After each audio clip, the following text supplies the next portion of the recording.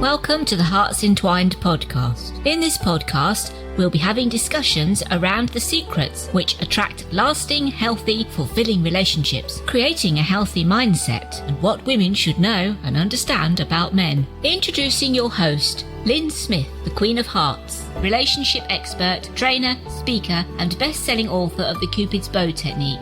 Lyn's mission is to have a positive impact in reducing divorce, domestic violence, and suicide. Welcome to the HEARTS Entwined podcast. This is your host, Lyn Smith, the Queen of Hearts. And today, listeners, quite rarely I have men on as guests, which is not by design. It's just how it is sometimes. But I do think it's fantastic when I do manage to attract a male guest, because we always want the male perspective, don't we? So today I've got a lovely guest. His name is Roy Biancalana. Is that right, Roy? That's good. Thank you. Yes. And Roy is a relationship coach. And today we're going to be getting into talking about getting ready for real love. So what do we mean by getting ready for real love then, Roy?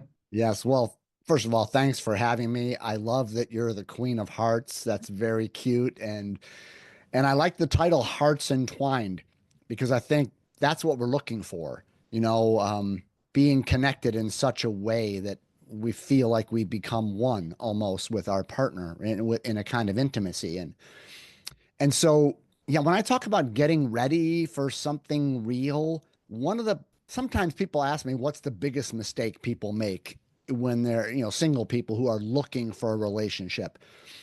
And there's a couple of things, I think, but I think the biggest one is the single people, and I did this myself for years. I've been married now for 17 years, but most of what I share, kind of comes out of mistakes I've made. I tell people, if you do the opposite of everything I've done in my love life, you're going to be fine, because I've made every mistake you can possibly make. But the one is that we focus our attention on them, right? The partner we want to find. Like, where do we go to meet them? How do we meet them? How do we approach them? What online platform should we use? What do we say? How do we flirt, right? So we talk about that moment of actually meeting, our ideal partner. And I think that's a mistake if we aren't ready for something real. So something that I've learned in my own life, and I've seen it in my clients' lives, is that we sometimes have blind spots or baggage or self-sabotaging behaviors or things that have left wounds in us from our childhood and what I call relationship personas. In other words, we have things going on inside of us that make it difficult for us to connect, right? And so even if we do meet someone, whether it's online or not, if we're not ready to connect in a healthy way, then we shoot ourselves in the foot. So I use this illustration of, like, you've probably heard of this thing called the Ironman triathlon. Yes. Right? It's a full day long endurance race. It's just insane. I mean, I can't imagine doing it. But I tell people to imagine that they want to compete in a triathlon, and I'm a former triathlon champion, which I'm not, but just play with me here. Okay. So I'm a former champion. Now I'm a coach. Since I've done it, I coach people on how to be successful in triathlons. And so imagine, the viewer here, listener here, hires me and says, hey, I want to do good in a triathlon. Can you help me? Sure. So we sit down, and this person starts asking me as the coach questions about the triathlon, and they all focus on race day. So they're asking me, how do you survive in the water in the beginning? Because it's a frenzy. And how do you transition from the water to the bike and the bike to the marathon? And you're out there all day. So what do you eat? How much do you eat? All the questions about race day strategy. Now, as a former champion, those are good questions, but I'm thinking, and this is not what you should be asking me about. Not about race day.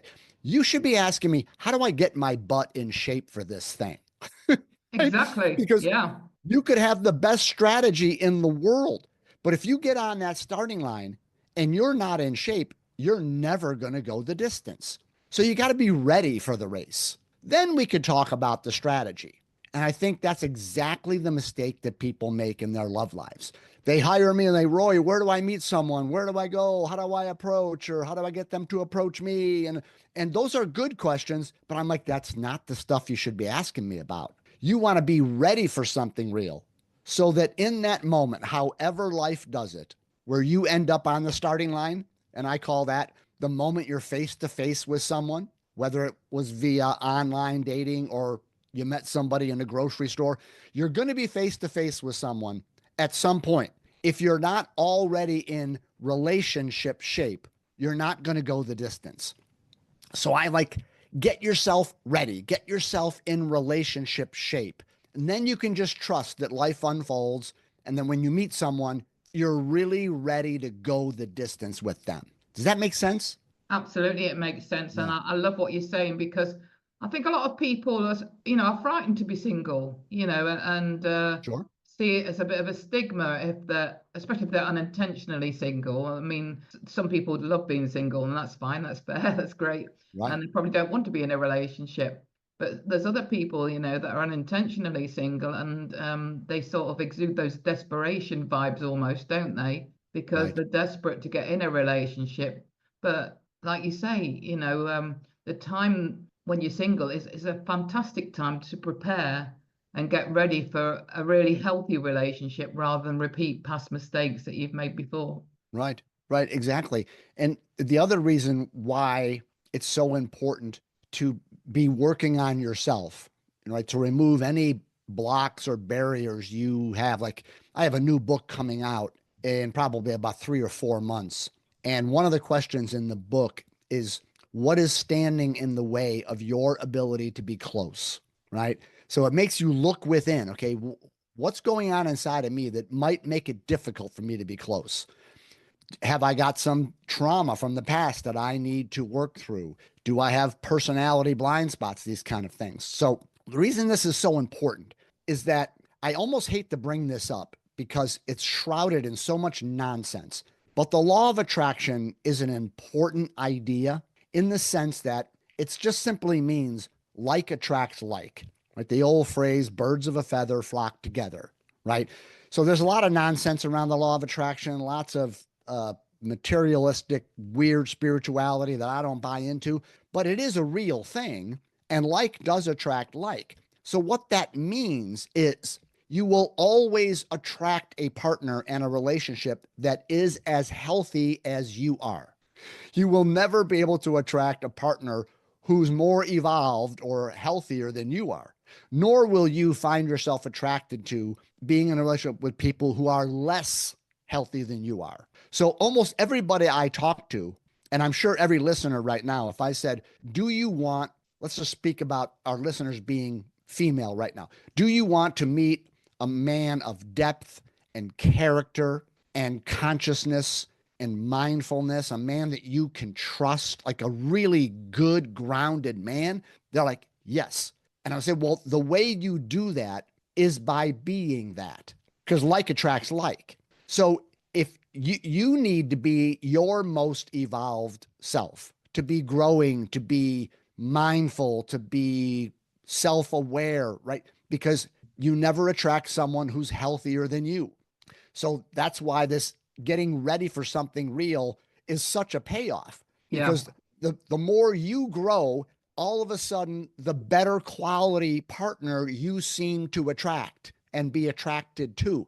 And so it's a spiral that goes upwards, right? But if we don't work on ourselves and we only focus on where do I meet someone, and then we bring our garbage and our baggage, and I don't mean that really negatively. I mean, we've all got stuff to work through.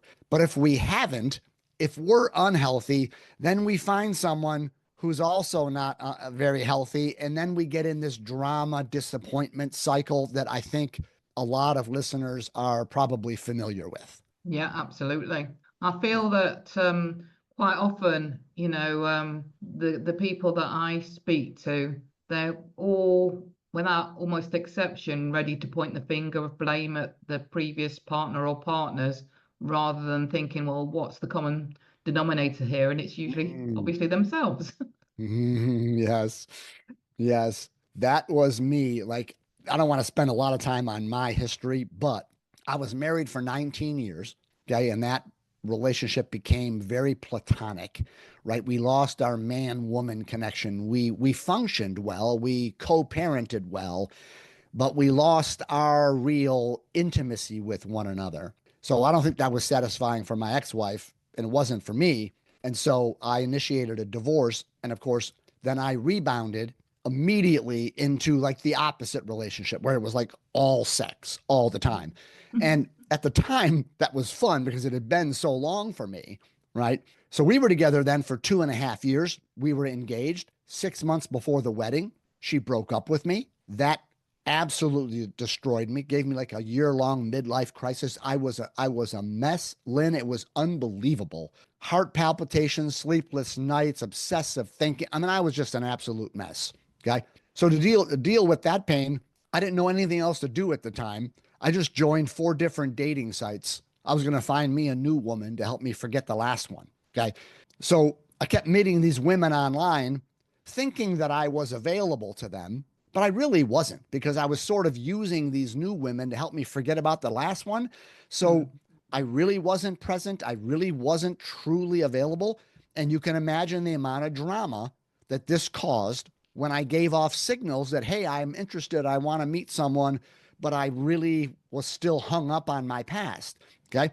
So at some point, I got into so much drama and heartache and the divorce and being dumped by my fiance that a friend of mine said, Roy, do you think maybe you should maybe work with someone, therapist or a coach?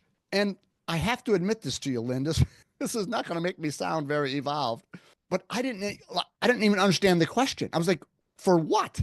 Why, why would I need a coach? It's all their fault. Oh, my ex-wife was this, my ex-fiance was this, all you crazy women online.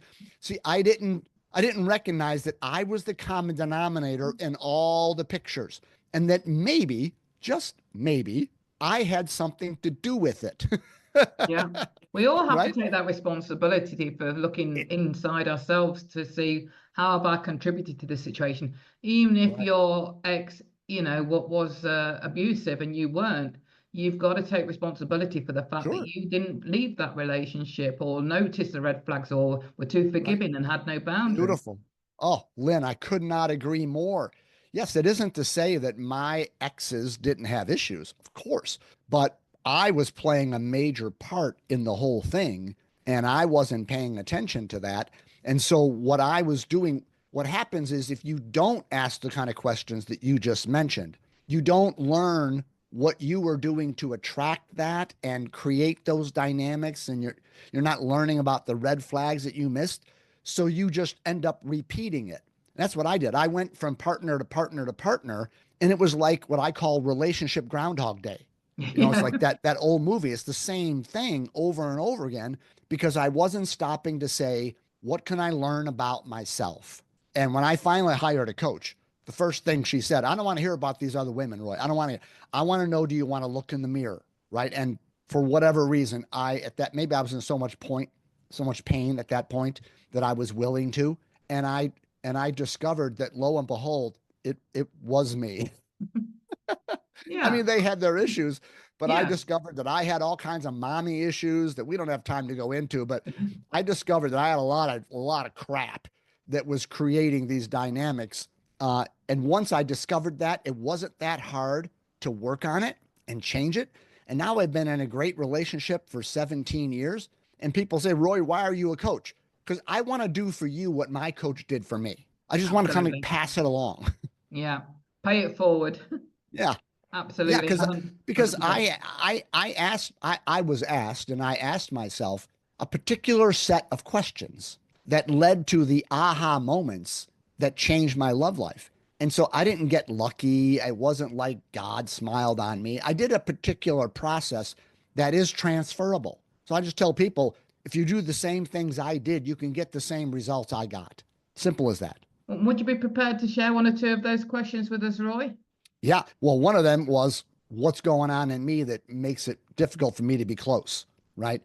One of them is something like for me, yeah, noticing how your childhood conditioning may have formed ideas about the masculine feminine dynamic, right? So one of the things that I discovered is that my mom was kind of a perfectionist, right? She was kind of demanding and kind of harsh and kind of wanting it her way. And one of the things that I learned is, as a little boy who wants to be close to his mother, I learned that the way that I could feel some warmth from her is if I sort of dropped my own agenda and I did what mommy wanted me to do. Like if I made mommy happy, then I felt some warmth. If I was selfish or wanting to do something I wanted to do that wasn't in alignment with her agenda, then I felt distance. I felt the pursed lips. I mean, I wasn't physically abused, but I just felt a disconnection. So just instinctively, I started to learn and I started to create the story. The way you get close to a woman is about making your life be about taking care of hers. Okay. So I learned from that my mommy issues, I formed what I call a persona called Roy the Rescuer, right? The way I get a woman's attention and affection is if I make my life be about taking care of hers and what do you need, baby? How can I help? How can I fix it? How can I do it? And I'm here for you, right? So I became this guy who lost any sense of himself and what he wanted. And it was all about how could I rescue a woman and take care of her and that kind of thing. So it was not uncommon for me within weeks of meeting a new woman to basically move in and I'm raising her kids. I'm running her household. I'm doing the laundry. I'm doing the cooking. I'm taking the kids to soccer practice. I'm doing all this stuff kind of in exchange for she's going to have sex with me because that's what I was lacking in my past. Okay. But I started functioning in these ways. And so when I hired a coach, my complaint was, why do I keep attracting these women who have these high powered careers and they're making a lot of money? They're kicking ass and taking names, but they're like damsels in distress.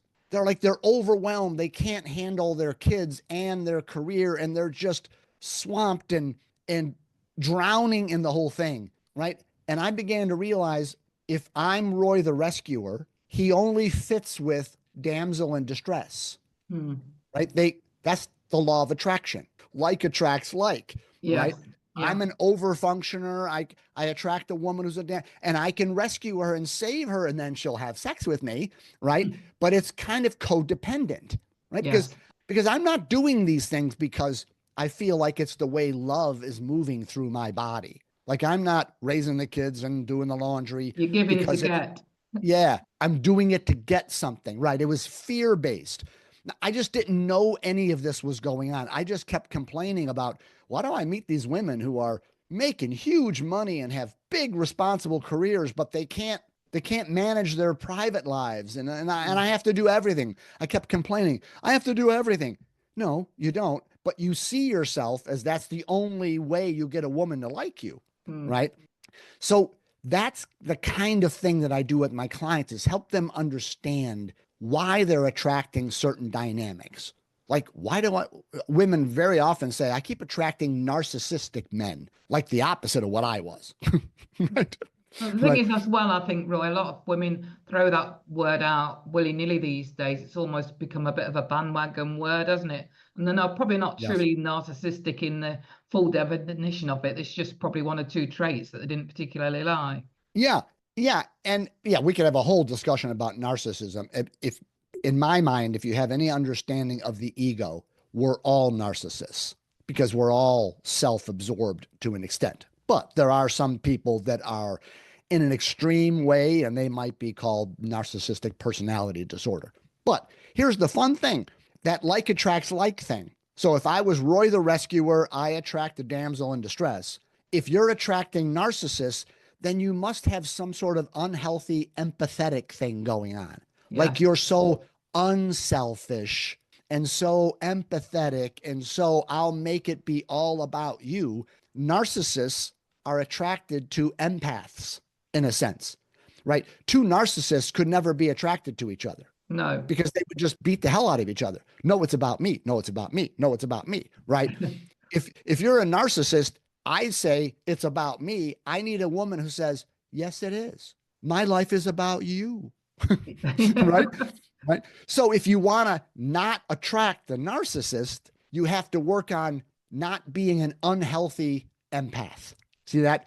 So the healthier you are in setting your own boundaries, knowing your own worth, standing in your own truth, that you matter as much as anyone else, the healthier you are there, that narcissist now isn't interested in you because they can't do their thing with you because it won't fit, right?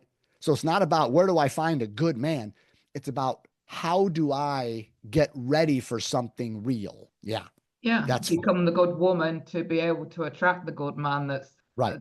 like you say, that's on that same frequency and wavelength as you and aligned with all that you are, Right. first and So, foremost. Lyn, I think the bad news is, and this may be just because of my profession, but I think if you want an extraordinary relationship, I mean, anybody can do a mediocre kind of codependent thing where you just don't kill each other. Okay. If that's what you want, fine. But if you want something really extraordinary, I think you have to do some really serious work on yourself to get there. It's like if you want to be a great football player or a great basketball player, you got to do more work than the average person, right? Yes. Yeah. And so that's why I say these things as a coach is I think if you want extraordinary, you need to hire someone to help you unwind your stuff and dig around in little places that you haven't thought of in your life and noticed and have some of these aha moments and grow and evolve within yourself. And then you make yourself available for something amazing. Absolutely. I feel as well, if you're somebody that's listening and you're thinking, actually, I can identify that I've been in a bit of a repeat pattern, just know it's not your fault. We take on these patterns unconsciously, don't we? And don't even realize Right. that we're exhibiting those traits. Right. No, I had no idea that Roy the Rescuer was running my life. I just thought I was a really nice guy. I didn't know it was fear based. It was kind of manipulation in a way. I didn't know that it was me and my mother's issue playing itself out in my adult life. I wasn't aware of it until someone put a mirror up and said, "Ooh, look at this. Do you see the connection between what you told me about you and your mother and what's going on?" I was like, "Oh my God, I never saw that." Yeah, So because we don't know that, what we don't know, do we? right, Until we right. do. Right. But that wisdom, then I knew what to work on. It's like a golfer looking at their swing on video. Oh, now I know what to work on. I can see it. But if you can't see it, then you can't change it. No, not at all. Well, this has been a fantastic conversation, Roy. For anybody that's interested in connecting with you, what's your best way for them to get in touch or find Yeah, you? the best way is go to my website because there's a video on there and there's all kinds of info. And of course, my contact info. My website is coachingwithroy.com. I don't know, you could cut this out, I suppose, but I have my own podcast. It's called the Attracting Lasting Love Podcast.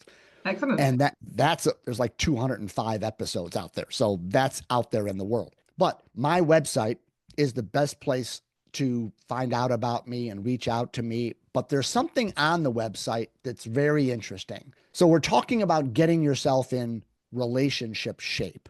Okay. If a person went to a gym and hired a personal trainer to get in physical shape, the first thing a good trainer would do is put them through a bunch of assessments to identify their current fitness level. And once they know what they're starting with, they can put a program together to get them in the kind of shape they want to get into. So when I talk about getting in relationship shape, I do the same thing. There's something on my website that's called the Relationship Fitness Self-Assessment Test. It's a 30-question true-false test that is going to give you a little bit of a window, or at least my opinion, as to what your current relationship fitness level is. So if your current fitness level is high, you're good to go. But most people find that they need to get in a little bit better shape. So I always encourage people, first of all, reach out to me for coaching if you want that. Absolutely. But at least go to my website, coachingwithroy.com, take that fitness test and get an idea of my perspective on how ready you are for something real. It's completely confidential. Even I don't see the results. I just get notified someone took your test, right? But you get your results in your email immediately. And it just gives you a little window, a little snapshot. And it might help you take more seriously that I need to work on myself to enable me to attract a healthy relationship. I love that you've devised a test. That's great. That's a wonderful idea. And I do feel it's essential, really, to anybody that's in the industry to have some sort of assessment process like that, so that the client is absolutely then aware that actually there is something there that they weren't aware of that needs to be worked on. Yeah. Yeah. I mean, the test, the test will put you in one of 5 categories. Once you take the 30 question true false, take about 3 minutes to take it. Okay. The first category, the quote highest category, is that you're ripped. Okay. You're in such good shape, you're ripped. Now, nobody's ever scored in that position because that's like for Jesus or Buddha. Okay. That's for like the most enlightened. Okay. So you're not going to be ripped. And then there's what's called skinny fat and overweight and unhealthy. And then the quote worst category is the one that I was in, because after I wrote my own test, I put myself in the mindset that I had 20 years ago when I was going through all my drama. And I took my test. That guy took my test and I scored in the category called dangerously out of shape. This is one reason why I know the test is somewhat accurate, because if I would have got a decent rating, then the test is crap, because I was a mess. And the test said, yes, you were. Right? So I tell people, don't be surprised if the test says you could use to get in better relationship shape. It just means you're human, right? You're not going to score at that upper level. That's, it's just, I don't even know if it's attainable. But I find, maybe because this is the position I'm in, same with you, I love working on myself. I love the process of self-discovery, of seeing things that I've been doing to sabotage myself. It's right? a fascinating journey, isn't it? Once you become more aware of your own personal development journey, you just can't get off the train. You just get more and more curious about, well, what else don't I know? Right. Well, once you know that you have been creating this unhappy movie, once you know that you've done that, then well, then I could rewrite the script. I mean, if I'm doing all of that to me by not knowing it, well, I could create a better love life. And so it's very empowering to take responsibility and do this kind of work. So I hope people reach out to me in whatever way I can support them. Excellent. Love it, Roy. I've really had a fantastic insight into you and what you're all about. And thank you so much for sharing your wisdom on the show today. Thank you for having me. It's been wonderful. So it just leaves me to say that true love starts with opening our hearts. And until next time, goodbye for now. Thanks for listening to the Hearts Entwined podcast. You can follow Lyn via the Facebook group 2 Hearts Entwined, or search Lyn Smith, inspirational speaker, at LinkedIn, or email lyn@hearts-entwined.com. That's LYN@hearts-entwined.com. Remember, true love starts with opening our hearts.